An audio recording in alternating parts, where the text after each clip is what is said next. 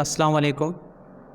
आज हम पढ़ेंगे relationship of biology with other science. ठीक है, ये टॉपिक है कि यानी बायोलॉजी जो सब्जेक्ट है उनका और जो फील्ड है मुख्तलिफ़ किस्म की साइंस की फील्ड्स हैं उनसे भी बायोलॉजी का एक गहरा सा ताल्लुक़ है। ठीक है, जैसे फ़िज़िक्स के साथ ताल्लुक़ है, केमिस्ट्री के साथ है, मैथमेटिक्स के साथ है, इकोनॉमी के साथ है, ज्योग्राफ़ी के साथ है। इस तरीके से क्या है तो बायोलॉजी का जो है रिलेशनशिप है with other field of science से।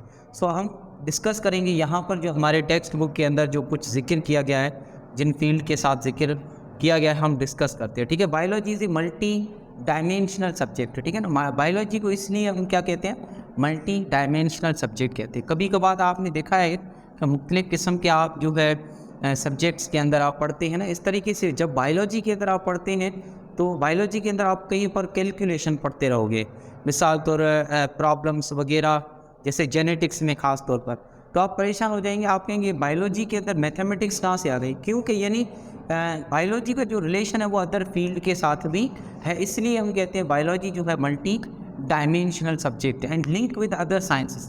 और जो है फील्ड्स उनके साथ बायोलॉजी का लिंक है, जैसे कि बायोफिज़िक्स। अब बायोफिज़िक्स जो है ये सिंपली क्या है, बायोफिज़िक्स है ना, ये क्या है, it is a branch of physics. ये जो है ये हमारे पास जो है ना ये फ़िज़िक्स की ब्रांच है, ये फ़िज़िक्स की ब्रांच है। इनके अंदर हम पढ़ते हैं in which that study of the relationship of physics with life. Simply हम इस तरीके से डिफ़ाइन करेंगे, या हम कहेंगे लिविंग थिंग्स। अब जो है यहाँ पर बायोफिज़िक्स जो है, बायोफिज़िक्स की ये डेफिनेशन आ गई हमारे पास। बायोफिज़िक्स क्या है बेटा, it is a branch of physics. ये किसकी ब्रांच है, ये फिज़िक्स की, बायोलॉजी की नहीं है। ठीक है ना, बायोफिज़िक्स इसका ये मकसद नहीं समझना कि ये फिज़िक्स की ब्रांच हो गई अपना बायोलॉजी की वजह से। ये किसकी ब्रांच है, ये फिज़िक्स की है। ठीक है ना, बायोफिज़िक्स ऐसी ब्रांच है फिज़िक्स की जिसमें हम ये स्टडी करते हैं कि फ़िज़िक्स का जो रिलेशन है वो लाइफ के साथ कैसे है और लिविंग थिंग्स के साथ कैसे रिलेशन है। माने हमारी बॉडी के अंदर, लिविंग थिंग्स की बॉडी के अंदर कुछ जो है फिज़िक्स की कुछ यानी मैटर एनर्जी जो है उनका आपस में रिलेशन जो है बॉडी के साथ कैसे है, लिविंग थिंग्स के साथ कैसे है, दैट्स कॉल्ड बायोफिज़िक्स। ठीक है, बायोफिज़िक्स के अंदर मिसाल तो फॉर एग्जांपल जैसे कि बायोफिज़िक्स के अंदर हम जैसे ये ऑप्टिक्स पढ़ रहे हैं, ऑप्टिक्स फ़िज़िक्स पढ़ते हैं, जिसका जो है किताबुल मनाज़र, ठीक है, उसके अंदर ऑप्टिक्स पे लिखा हुआ है, इब्न अल हैथम का लिखा हुआ है किताब। तो ये देखो, ये ऑप्टिक्स जो है, ये आई ग्लासेस जो है, अब ये क्या कर रहे हैं, इनका जो है लेंसेज वगैरह, ये आई ग्लासेस, ये क्या है, ये हमारी यानी फ़िज़िक्स की प्रोडक्ट है, फ़िज़िक्स की चीज़ है, लेकिन क्या है, ये लाइफ के साथ जुड़ी हुई है। That's called biophysics. बायोफिज़िक्स का मतलब ये है कि यानी the study of physics in with living things या इन द लिविंग बॉडीज़। ठीक है, जानदार की बॉडी के साथ उनका क्या रिलेशन है, तो बायोफिज़िक्स ऑप्टिक्स हैं। इस तरीके से आप जैसे पढ़ते हो लॉज ऑफ न्यूटन्स।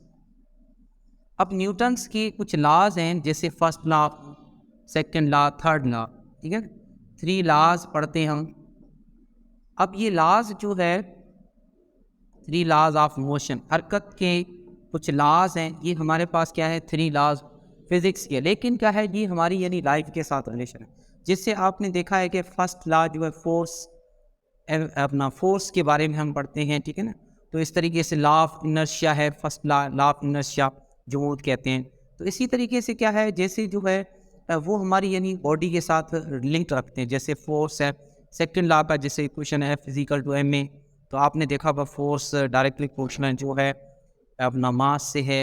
इसी तरीके से एक्सीलरेशन से इन्वर्सली प्रोपोर्शनल है। ये सारी चीज़ें जो है फिज़िक्स की हमारी यानी न्यूटन्स के लॉज जो लाइफ के साथ रिलेशन है। जैसे आपने कभी देखा होगा, आप सोए होते हो तो बेड का जो प्रेशर ऊपर लगता है उससे क्या है, हमारी स्किन के ऊपर निशानात होती है, वो क्या है, इस तरीके से क्या है, वो थर्ड लॉ है न्यूटन का। जैसे हमारी बॉडी का जो प्रेशर है वो बेड पर लग रहा है और वो ग्रेविटेशनल फोर्स जो उसकी तरफ अटैक कर रहा है, इस तरीके से ये दोनों फोर्सेस क्या है, इक्वल जो है, एक दूसरे को कैंसिल करते हैं, हम रेस्ट में होते हैं और वो जो है फोर्स जो है इस तरीके से बेड अल्सर हो जाता है। तो इसलिए जो हम पोजीशन चेंज करते रहते हैं। तो यानी जो लॉज हैं ये हमारे यानी फिज़िक्स के लॉज जो बायोलॉजी के साथ रिलेशन है, या हम जो है मूव करते हैं न्यूटन्स के थर्ड लॉ के मुताबिक जो हम मूव करते हैं, एक्शन टू रिएक्शन। तो इसी तरीके से ये क्या है हमारे पास फिज़िक्स की कुछ लॉज है। उसके बाद जो है कुछ ऐसे हैं रेडियो एक्टिव आइसोटोप्स हैं। ये क्या है रेडियो एक्टिव आइसोटोप्स जो है, ये रेडियो एक्टिव आइसोटोप्स ये हमारे क्या है डिफरेंट किस्म के रेडियो एक्टिव आइसोटोप्स डिफरेंट किस्म की जो ट्रांसलोकेशन होती है उसको डिटरमाइन करने में मदद करती है। Determine the translocations of different materials, ठीक है ना। डिफरेंट मटेरियल्स की जो ट्रांसलोकेशन होती है इन बॉडी के अंदर, इसी तरीके से इनको रेडियो एक्टिव आइसोटोप्स यूज़ करते हैं। तो बायोफिज़िक्स जो है ये हमारी ऐसी ब्रांच है फिज़िक्स की जिसके अंदर हम फिज़िक्स का रिलेशन जो होता है लिविंग थिंग्स के साथ, जैसे प्रेशर है, फोर्स है। मिसाल तो आपने देखा होगा हम खाना खाते हैं ना, तो वो ग्रेविटेशनल फोर्स जो है और स्मूथ मसल्स के अंदर भी मस्कुलर फोर्स है। ये सारी जो फोर्स जो उनको हेल्प करती है मूवमेंट के अंदर, इसका बायो फिज़िक्स। जैसे एनर्जी है, फूड एनर्जी जो है, ये एनर्जी का जो है कन्वर्जन है, ये भी बायो फिज़िक्स है, ठीक है। उसके बाद है बायो मैथमेटिक्स, ठीक है। बायो मैथमेटिक्स, बायो मैथमेटिक्स के अंदर क्या है,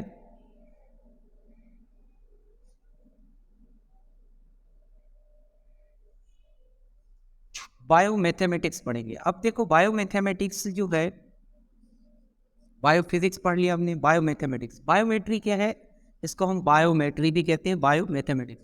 जैसे बायो फिजिक्स फिजिक्स की ब्रांच थी, इस तरीके से बायो मैथमेटिक्स जो है ये मैथमेटिक्स की ब्रांच है, ठीक है ना। ये मैथमेटिक्स की ब्रांच है, इसके अंदर हम स्टडी करते हैं मेजरमेंट ऑफ लिविंग थिंग्स, यानी मुख्तलिफ़ किस्म की जो जानदार चीज़ें हैं उनकी हम डेटा कलेक्शन करते हैं। डेटा कलेक्शन करने के बाद उसको जो है टेबल की फॉर्म में मुख्तलिफ फॉर्म्स के अंदर जो है उस डेटा को हम समराइज़ करते हैं, एनालाइज करते हैं, ठीक है ना।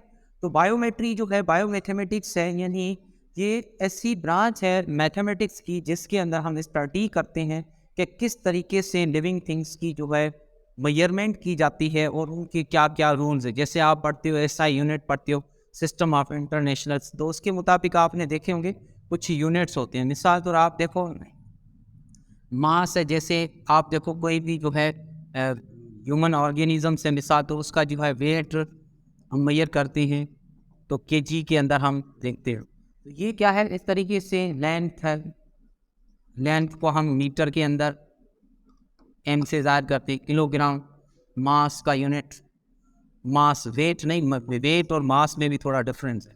वेट जो है ग्रेविटेशनल अट्रैक्शन है फोर्स, और मास जो है amount of substance in body. तो मास का यूनिट क्या हुआ केजी, और वेट का न्यूटन होता है। तो इसी तरीके से क्या है ये किलोग्राम के अंदर, लेंथ का यूनिट मीटर। इस तरीके से जो है डिफरेंट क्या है यूनिट्स होते हैं जिनसे क्या है हम जानदार चीज़ों की मेजरमेंट करते हैं।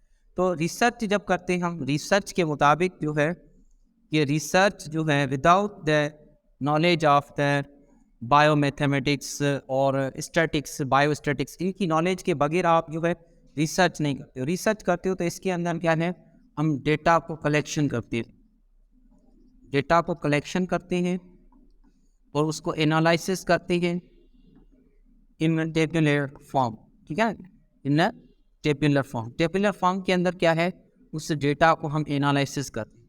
तो जब रिसर्च करते हैं उस वक्त जो है हमें बायो मैथमेटिक्स है, बायो स्टैटिक्स है, इनका तमाम इम्पॉर्टेंट रोल होता है इनके अंदर रिसर्च किया। इसी तरीके से बायोमेट्री जो है यानी measurement of living things, simple हम डिफाइन करें। नेक्स्ट है हमारा बायोकेमिस्ट्री। नेक्स्ट है बायोकेमिस्ट्री। बायोकेमिस्ट्री के अंदर study about the different chemical reactions occurs in the living body. देखो बायोकेमिस्ट्री के अंदर क्या है हम जो मुख्तलिफ किस्म के केमिकल रिएक्शंस होते हैं लिविंग बॉडी के अंदर उनके बारे में हम पढ़ते हैं। अब वो केमिकल रिएक्शन नॉर्मल भी हो रहे होते हैं, कभी कभार वो एबनॉर्मल भी हो जाते हैं, ठीक है। जब नॉर्मल रिएक्शन होते रहते हैं तो वो हमारी लाइफ के लिए तमाम ज़रूरी है। जिस तरीके से एम्ब्रियो की डेवलपमेंट होती है तो एम्ब्रियो की जो फॉर्मेशन है उनके अंदर क्या है बायोकेमिस्ट्री का इंपॉर्टेंट रोल है, क्योंकि बहुत सारे ऐसे बायोमॉलिक्यूल्स हैं जो हमारी बॉडी को बनाते हैं, ठीक है, एम्ब्रियो की बॉडी को। और आफ्टर बर्थ के बाद जो है डेवलपमेंट होती है तो उस वक्त भी जो है मुख्तलिफ़ किस्म के बायो मालिक्यूल्स होते हैं, जैसे प्रोटीन है, कार्बोहाइड्रेट है, विटामिन है, मिनरल्स हैं। इस तरीके से जितने भी हमारे जो न्यूट्रिएंट्स होते हैं वो लाइफ के लिए ज़रूरी होते हैं। तो इस तरीके से उनका जो केमिकल रिएक्शंस होता है, मुख्तलिफ़ किस्म के केमिकल रिएक्शंस होते हैं इन लिविंग बॉडी के अंदर, उनके बारे में हम पढ़ते हैं। बायोकेमिस्ट्री केमिस्ट्री की ब्रांच है। इस तरीके से जो है ना बायोकेमिस्ट्री, बायोमैथमेटिक्स जैसे मैथमेटिक्स की ब्रांच है, इस तरीके से बायोकेमिस्ट्री केमिस्ट्री की ब्रांच है, जिसके अंदर हम जो है केमिकल रिएक्शंस के बारे में पढ़ते हैं लिविंग बॉडी के अंदर, नॉर्मल प्लस में एबनॉर्मल हम रिएक्शन। जिस तरीके से फॉर्मेशन ऑफ एम्ब्रियो हो रहा है, डेवलप ऑफ द डिजीज, जिस तरीके से कुछ ऐसी देखिए इसके अंदर क्या है, फॉर्मेशन के वक्त नॉर्मल रिएक्शंस, ठीक है ना, नॉर्मल रिएक्शंस हो रहे हैं और क्या है उनकी वजह से ग्रोथ हो रही है। अब नॉर्मल ग्रोथ हो रही है, ठीक है, वो ग्रोथ के पीछे किसका रोल होता है, बायोकेमिस्ट्री का रोल होता है, ठीक है। मुख्तलिफ किस्म के केमिकल रिएक्शंस होते हैं, उन केमिकल की कॉम्बिनेशन से मेटाबॉलिक रिएक्शन होते हैं, जैसे हमने कैरेक्टर्स के अंदर पढ़ा था एनाबॉलिज्म, कैटाबॉलिज्म रिएक्शन, मेटाबॉलिज्म। तो ये मेटाबॉलिज्म रिएक्शंस जो है बायोकेमिस्ट्री से ग्रोथ। अब वो एबनॉर्मल ग्रोथ होती है तो यानी उनके अंदर फिर डिफरेंट चेंजेस आते हैं, डेवलप डिजीज़ होती है, मिसाल तो क्रोमोसोम्स या जेनेटिक मटेरियल के अंदर जो मॉलिक्यूलर स्ट्रक्चर बदलने से क्या है फिर पूरी बायोकेमिस्ट्री उसकी चेंज हो जाती है, जिसकी वजह से डिफरेंट डिजीजेस होती है, बीमारियाँ, ठीक है। इस तरीके से नेक्स्ट है हमारा बायोजोग्राफी। बायोजोग्राफी लफ्ज़ से ही आप समझ जाएं, वर्ड से, बायो मीन्स लाइफ, जोग्राफी जियो, जियो मैंने अर्थ ज़मीन, और ग्राफी का मतलब होता है पूरी मैप। अब दुनिया के आप डिफरेंट खित्तों के अंदर, नक्शा के अंदर आप देखेंगे पूरी दुनिया के अंदर हर जगह पे अलग अलग किस्म के जानदार नजर आते हैं। तो बायोजोग्राफी का मतलब ये है कि the study of the distribution of different living things जो हैं, जानदार चीज़ें, वो जो है डिस्ट्रीब्यूट हैं पूरे और दुनिया के मुख्तलिफ रीजन में। मिसाल तो आप देखो ऑस्ट्रिच, ऑस्ट्रिच जो है ये आपको अफ्रीका के अंदर मिलता है, अफ्रीका के अंदर, अफ्रीका कंट्री के अंदर। जिस तरीके से कीवी है बर्ड, ये आपको न्यूजीलैंड में मिलता है, न्यूजीलैंड के अंदर। कैंगरू है ऑस्ट्रेलिया के अंदर। इस तरीके से क्या है, अब ये पर्टिकुलर रीजन पर है, बाकी जो है और रीजन्स जो दुनिया के उनमें ये तकरीबन कॉमन नहीं मिलते, ठीक है। वहाँ से फिर हम जो है इनको लेकर आते हैं, पालते हैं। तो इसी तरीके से ये क्या है, the study of the distribution of different living things in the different region of the world. मुख्तलिफ दुनिया के जो रीजन हैं उनको उस हिसाब से जो है जानदार चीज़ों को क्लासीफाई करते हैं, इसे हम कहेंगे बायोजोग्राफी। उसके बाद है बायो इकोनॉमिक्स। बायो इकोनॉमिक्स के अंदर हम पढ़ेंगे deals with economically importance of organism. अब कोई भी जानदार है ना, मिसाल तो हर एक जानदार की अपनी एक इकोनॉमिकल इम्पोर्टेंस है। इकोनॉमी क्या है, सिंपल जो है माल, पैसा, सिंपल, ठीक है, इकोनॉमी। अब ये देखें मुख्तलिफ किस्म की, जिस तरीके से आप देखें एनिमल्स की हम स्टडी करते हैं, प्लांट्स हैं या डिफरेंट एनिमल्स हैं, तो बायोलॉजी के अंदर क्या है उनकी अपनी एक इम्पोर्टेंस है। जैसे आप देखो वेट, गंदम है, मिसाल तो क्या है, इसका जो है हम जिस तरीके से गंदम जो है ज़मीन के अंदर लगाते हैं और वो फसल कॉस्ट, उस पर क्या है कॉस्ट खर्च करते हैं हम पहले, और उसके बाद जो हमें एक प्रोडक्ट मिलती है वो हमारे पास क्या है उस कॉस्ट को और उसकी जो प्रोडक्ट मिलती है उसका जो है उनको सेल करके उनसे जो है कॉस्ट जो खर्च किया वो हम माइनस करेंगे और कितना हमें प्रॉफिट। इसी तरीके से क्या है हमारे पास जो है बायो इकोनॉमिक्स का मतलब ये है कि यानी जितनी भी जानदार चीज़ें हैं उनकी इकोनॉमिकली इम्पोर्टेंस क्या है।